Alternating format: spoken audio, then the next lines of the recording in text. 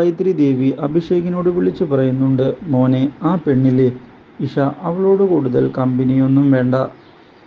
അവളാണെങ്കിൽ അതിസാമർത്ഥ്യക്കാരിയാ. അവളായിരിക്കും ഈ പ്രശ്നത്തിലെല്ലാം കാരണക്കാരി എന്ന് ഗായത്രി പ്രമീളയോട് പറയുന്നു. രണ്ടുപേരും കൂടെ ചെറിയ ചെറിയ തമാശകൾ പറഞ്ഞ് പൊട്ടിച്ചിരിച്ച് അകത്തേക്ക് പോകുമ്പോഴാണ് അവിടെ മാറി നിൽക്കുന്ന ജയരാമൻ രംഗത്തേക്ക് വരുന്നത്. എന്നിട്ട് പറയുന്നുണ്ട്, ആഹാ, എല്ലാ സൗകര്യങ്ങളോടും കൂടിയ വീട്ടിലാണ് അവൾ ജീവിതം ആഘോഷിക്കുന്നത് അല്ലേ.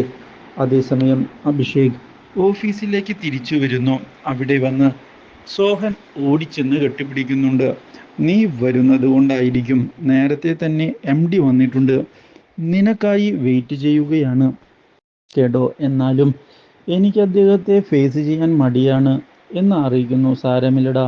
ആ സമയത്ത് അവിടേക്ക് വന്ന് നിൽക്കുകയാണ് നമ്മുടെ കലേഷ്.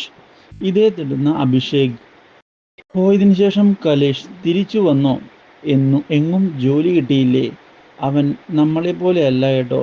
അവനെയാണെങ്കിൽ കമ്പനി വീണ്ടും തിരികെ വിളിച്ചു, അതുകൊണ്ടാ വന്നത്. പക്ഷേ നമ്മളെയൊക്കെ ജോലി വേണ്ട എന്ന് വെച്ചാൽ ആരും വിളിക്കില്ല. ഇത്രയും പറഞ്ഞ് സോഹൻ പോകുമ്പോൾ കലേഷാകെ അമ്പരന്ന് ഇരിക്കുന്നു.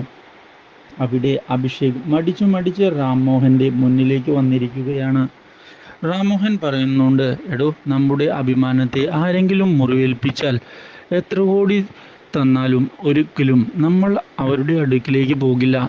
ഇന്ന് തന്നിലൂടെ ഞാനത് പഠിച്ചു കഴിഞ്ഞു. അഭിഷേക് പറയുന്നുണ്ട്, സാരമില്ല സാർ, സാറിനെ ഒന്നും പറയണ്ട. എന്നാലും ഞാൻ തന്നെ തെറ്റിദ്ധരിച്ചല്ലോടോ. ഞാൻ ആ സമയത്ത് സത്യങ്ങളറിയാൻ ശ്രമിച്ചിരുന്നെങ്കിൽ എനിക്ക് നിന്നെ പറഞ്ഞുവിടേണ്ടതായി വരില്ലായിരുന്നു. ഞാൻ മോശമായിട്ട് സംസാരിക്കാൻ പാടില്ലായിരുന്നു. പിന്നെ ഞാൻ എത്ര കൊടികെട്ടിയ വലിയ ആളാണെന്ന് പറഞ്ഞാലും എൻ്റെ മകളുടെ കാര്യം വരുമ്പോൾ ഞാൻ വല്ലാതെ വീക്കാവും. എൻ്റെ മകളിഷ, അവളുടെ അമ്മ 3 വയസ്സുള്ളപ്പോൾ മരിച്ചു പോയതാണ്. അതുകൊണ്ട് തന്നെ അതൊന്നും അറിയിക്കാതെയാണ് ഞാൻ അത്രയധികം സ്നേഹം കൊടുത്ത് അവളെ വളർത്തിയത്. അതുകൊണ്ട് അവൾ തന്നോട് തെറ്റ് ചെയ്തെന്ന് പറഞ്ഞപ്പോൾ എനിക്ക് അവളോട് ദേഷ്യം തോന്നിയില്ല. എല്ലാം തുറന്നു പറഞ്ഞല്ലോ എന്നുള്ള സന്തോഷം മാത്രമാണ് തോന്നിയത്. ഇതിനിടയ്ക്കെല്ലാം ഇഷ അഭിഷേകിനെ വിളിച്ചുകൊണ്ടിരിക്കുന്നു. അഭിഷേക് പക്ഷേ കോൾ അറ്റൻഡ് ചെയ്യുന്നില്ല. സത്യത്തിൽ നിങ്ങൾക്കിടയിൽ ഇത്രയും വലിയ പ്രശ്നം ഉണ്ടാക്കിയത് അവനാണ്, ആ കൈലാഷ്. അവനെ കൊണ്ട് ഒരു ഗുണവുമില്ല. ഒരു പ്രൊഡക്റ്റും അവൻ ഇവിടെ വിറ്റിട്ടേയില്ല. എന്തായാലും ഇന്ന് തന്നെ ഞാൻ അവനൊരു ഡോസ് കൊടുക്കുന്നുണ്ട്. അഭിഷേക് പറയുന്നുണ്ട്, ഒന്നും വേണ്ട സാർ, ഞാൻ പോകാം. ദേ ഇവിടെ ഇരിക്കെ. എന്തായാലും അയാളെ വിളിച്ചിട്ട് 2 എണ്ണം പറഞ്ഞിട്ട് തന്നെ ബാക്കി കാര്യം. എന്നിട്ട് കൈലാഷിനെ വിളിക്കുന്നു.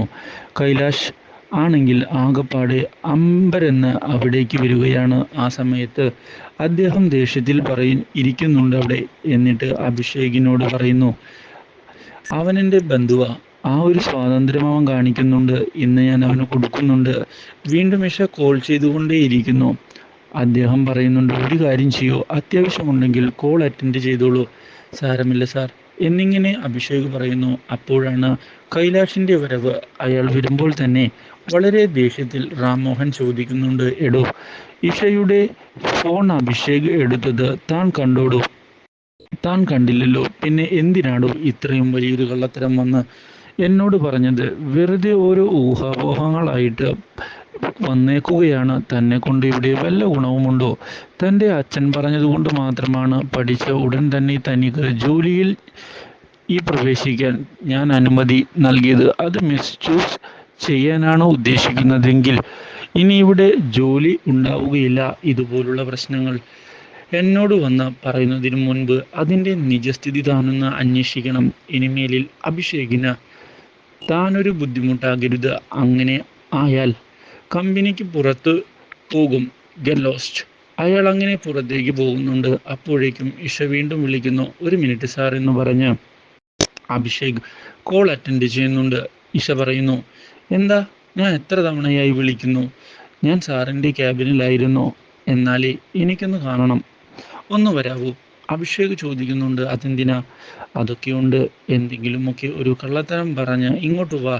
എനിക്ക് ഇവിടെ പിടിപ്പത് ജോലിയുണ്ടെന്നേ. അതൊന്നും സാരമില്ല. പ്ലീസ് പപ്പയോട് ഒരു കള്ളം പറയ്. പ്ലീസ് അഭിഷേക്, വേഗം വാ, ഞാനിവിടെ വെയിറ്റ് ചെയ്യാം എന്നിങ്ങനെ ഇഷ പറയുന്നു. അങ്ങനെ മനസ്സില്ലാ മനസ്സോടെ അഭിഷേക് ഇഷയുടെ അടുക്കിലേക്ക് പോകാമെന്ന് തീരുമാനിക്കുന്നുണ്ട്. അങ്ങനെ ഇഷ കാത്തു നിൽക്കുകയാണ്. ലൊക്കേഷൻ അയച്ചു കൊടുത്തിടത്തേക്ക് അഭിഷേക് എത്തുന്നുണ്ട്. അവിടെ വന്നിട്ട് പറയുന്നുണ്ട്, എന്തിനാ ഇങ്ങോട്ട് വിളിപ്പിച്ചത്? സത്യത്തിൽ റാം മോഹൻ സാറിൻ്റെ ഓഫീസ് ഇവിടെയല്ലേ? എനിക്ക് ജോലി മേടിച്ച് തന്നത് ഒരു തമാശയായിട്ടാണോ കാണുന്നത്? സത്യത്തിൽ ബബ്ലുവിനെ കാണാനാ ഞാൻ വിളിപ്പിച്ചത്. ബബ്ലു? അതെന്താ എന്നെ അങ്ങനെ വിളിക്കുന്നേ? അഭിഷേക് അറിയാതെ ഇട്ട പേരാണ് ബബ്ലു. നേരത്തെ തന്നെ തവളക്കുഴി സോമൻ എന്നും വിളിച്ചിരുന്നു. അത് കേട്ട് ഇഷ ഇരിക്കുന്നുണ്ട്. അതൊക്കെ എൻ്റെ ഒരു തമാശ. ദേ എനിക്ക് തിരിച്ചു പോകണം കേട്ടോ. എന്തായാലും പോകാം.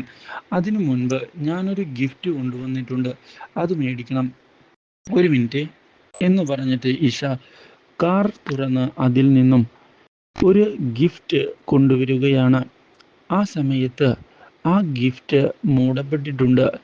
ഇതൊന്ന് ഓപ്പൺ ചെയ്ത് നോക്കാൻ ഈഷ പറയുന്നു. അഭിഷേക് ഇതേ തുടർന്ന് ഓപ്പൺ ചെയ്തപ്പോൾ അതിലൊരു താജ്മഹൽ. ആ സമയത്ത് അവൾ ചോദിക്കുന്നുണ്ട്, ഈ ഗിഫ്റ്റ് ഇഷ്ടമായോ? ഇതെന്താ എനിക്കിങ്ങനെ ഒരു ഗിഫ്റ്റ്? ഇതെന്താണെന്ന് മനസ്സിലായില്ലേ എന്ന് ഇഷ ചോദിക്കുന്നു. ഇതൊരു താജ്മഹലാണെന്ന് മനസ്സിലായി, പക്ഷേ ഇത് എനിക്കെന്തിനാ തന്നതെന്ന്, അതെ ഞാൻ എന്തിനാണ് തന്നതെന്ന് മനസ്സിലായില്ലേ? എന്തായാലും എന്നെ മനസ്സിലാക്കണം അഭിഷേകെ. പറയുന്നുണ്ട്, വേണ്ട, എനിക്ക് ഗിഫ്റ്റിൻ്റെ ആവശ്യമൊന്നുമില്ല. അതെ, എന്നോട് സത്യത്തിൽ ഇഷയ്ക്കുള്ളത് എന്താണ്? സഹതാപമോ അതോ കുറ്റബോധമോ? ഇത് കേട്ട് ഇഷ പറയുന്നുണ്ട്, സത്യത്തിൽ അഭിഷേകിനെ ഞാനിപ്പോൾ ഏറ്റവും കൂടുതൽ ഓർക്കാൻ ആഗ്രഹിക്കുന്നു. അതിൻ്റെ കാരണം എന്താണെന്ന് ഞാൻ മനസ്സിലാക്കുന്നില്ല. എന്തായാലും ഞാൻ അഭിഷേകിനെ ഇഷ്ടപ്പെടുന്നു. അപ്പോഴേക്കും അഭിഷേക് ആ ഒരു ഗിഫ്റ്റ് കൊണ്ടുപോയി കാറിൽ തന്നെ വെക്കുകയാണ്. എന്നിട്ട് പോകുന്നുമുണ്ട്. പോകാൻ നേരത്ത് ഇഷ പറയുന്നു, ഒരു മിനിറ്റ്, എന്തായാലും എനിക്കിപ്പോൾ അഭിഷേകിനോട് ഒരു പ്രേമം തോന്നുന്നുണ്ട്. അഭിഷേക് ചോദിക്കുകയാണ്, സാധാരണ സിനിമകളിൽ കണ്ടിട്ടുള്ളത് പോലെയാണോ നായകനും നായികയും ഇനി പൊരിഞ്ഞ അടി, അതിനുശേഷം അകലാൻ പറ്റാത്ത പ്രണയം? അതുപോലെ തന്നെയാണ് ഇവിടെയും. അത് ഞാൻ ഭാവനയിൽ കാണുന്നുമുണ്ട്. ഇതേ തുടർന്ന് അത് സത്യം തന്നെയാണ് എന്ന് പറയുകയാണ് ഇഷ. പ്രണയം തുടങ്ങിയാൽ എന്താ സംഭവിക്കാൻ പോകുന്നതെന്ന് എനിക്കറിയാം. എന്തായാലും നോക്കാം എന്ന് പറഞ്ഞ് അവിടെ നിന്ന് പോവാൻ തയ്യാറാവുകയാണ് നമ്മുടെ അഭിഷേക്. ഇതേ തുടർന്ന് പുതിയ സംഭവങ്ങൾ മുഴുവൻ കൂട്ടുകാരികളോട് ഇഷ പറയുന്നു. അത് കേട്ട് അവർ പറയുന്നുണ്ട്, ആഹാ, നീയാണെങ്കിൽ അവന് ഗിഫ്റ്റ് കൊടുത്തോ? അതിനു മാത്രം ഇഷ്ടം നിനക്കുണ്ടോ? അത് പണ്ടത്തെ പോലെ കളിപ്പിക്കാനാണോ? അത് കേട്ടിട്ട് ഇഷ പറയുന്നുണ്ട്, പൊടി അവിടുന്ന്, എനിക്കിപ്പോൾ അഭിഷേകിനെ ഒത്തിരി ഒത്തിരി ഇഷ്ടമാണ്. നീ പറയുന്നത് കള്ളമല്ലേ? സത്യമായിട്ടും ഇഷ്ടമാണ്. ഓ, നീ ഒരു കോടീശ്വരി. എന്നിട്ടും നിന്നെ കാണാനും, ഓ നീ കാണാനും സുന്ദരി, എന്നിട്ടും അവനാണെങ്കിൽ നിന്റെ ഗിഫ്റ്റ് മേടിച്ചില്ല. അതെന്തുകൊണ്ടായിരിക്കും? അത് കേട്ട് ഇഷ പറയുന്നുണ്ട്, അയാൾ പ്രാക്ടിക്കലാണ്. ഒരിക്കൽ എന്നെ അന്നാലും അവൻ മനസ്സിലാകും. അതുവരെ ഞാൻ കാത്തിരിക്കും. എന്തായാലും എനിക്ക് അഭിഷേകിനെ മറക്കാനായിട്ട് കഴിയില്ല. അഭിഷേകിനോട് അടങ്ങാത്ത പ്രണയമാണ്. ഇതൊക്കെ കേട്ടിട്ട് കൂട്ടുകാരികൾ പറയുന്നുണ്ട്, അമ്പടി ജിഞ്ചിൻ നക്കിടി, നീയാള് കൊള്ളാമല്ലോ.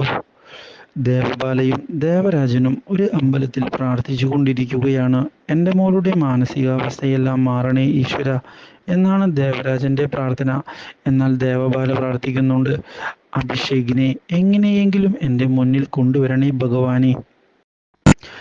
ഒരുപാട് തെറ്റ് ഞാൻ അവനോട് ചെയ്തിട്ടുണ്ട്. അതിന് എനിക്ക് അവനോട് ക്ഷമ ചോദിക്കണം. ഒരിക്കലെങ്കിലും അഭിഷേകിൻ്റെ മുന്നിലേക്ക് വരണം, എങ്ങനെയെങ്കിലും എത്തിച്ചു തരണം. ഒടുവിൽ ദേവരാജൻ മാഷ് ചോദിക്കുന്നു, മോള് പ്രാർത്ഥിച്ചോ?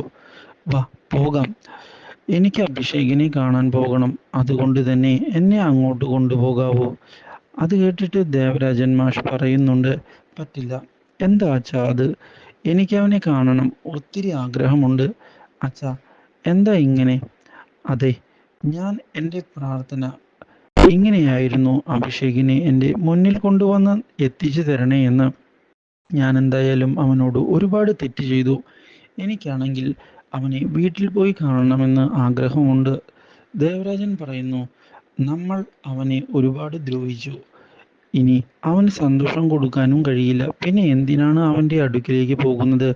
അത് കേട്ട് അവൾ വളരെ ദേഷ്യത്തിൽ അവിടെ നിന്ന് പോവുകയാണ്. എന്നിട്ട് പറയുന്നുണ്ട്, വേണ്ട, അച്ഛനൊന്നും പറയണ്ട ഭഗവാൻ. പക്ഷേ എൻ്റെ എല്ലാ ആഗ്രഹങ്ങളും മനസ്സിലാക്കി സാധിച്ച് തരുക തന്നെ ചെയ്യും. ഒരിക്കൽ അഭിഷേക് എൻ്റെ മുന്നിൽ തന്നെ വന്ന് നിൽക്കുകയും ചെയ്യും. ആ ദിവസത്തിനായി ഞാൻ കാത്തിരിക്കും. ഇത് പറയുമ്പോൾ ദേവരാജൻ മാഷാകെ അന്തം വിട്ട് നിൽക്കുകയാണ്. കാരണം ദേവബാലയുടെ സ്വഭാവത്തിൽ മാറ്റം വന്നിരിക്കുന്നു. അതേസമയം ഗായത്രി വന്നു നോക്കുമ്പോൾ പ്രമീള ഫോണിൽ ആരോടോ എന്തൊക്കെയോ സംസാരിക്കുകയാണ്. ചോദിക്കുന്നുണ്ട്, അഭിഷേക് വിളിച്ചായിരുന്നോ? എവിടെ എത്തിയെന്നാ പറയുന്നത്? എത്രയും വേഗം തന്നെ സ്ഥലം വിൽക്കണം. ഈ വയ്യാത്ത കാലം കൊണ്ടുപോകാൻ അവന് വല്ല ആവശ്യവുമുണ്ടോ? ചേച്ചി ജീവിക്കണ്ടേ? വരുമാനം വേണ്ടേ? എത്രയും പെട്ടെന്ന് തന്നെ ബിസിനസ് തുടങ്ങണമെന്ന ഞങ്ങൾ കരുതുന്നത്. പരിസര പ്രദേശത്ത് തന്നെ ഉണ്ടാവുകയും ചെയ്യും. കൂടെ തന്നെ ഉണ്ടാകും.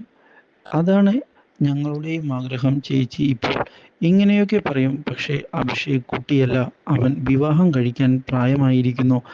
അതുകൊണ്ട് തന്നെ അവൻ ഒരു കുട്ടിയെ ഇങ്ങോട്ട് കൊണ്ടുവരുമ്പോൾ ഇപ്പോൾ പറയുന്നതെല്ലാം മാറ്റി പറയും.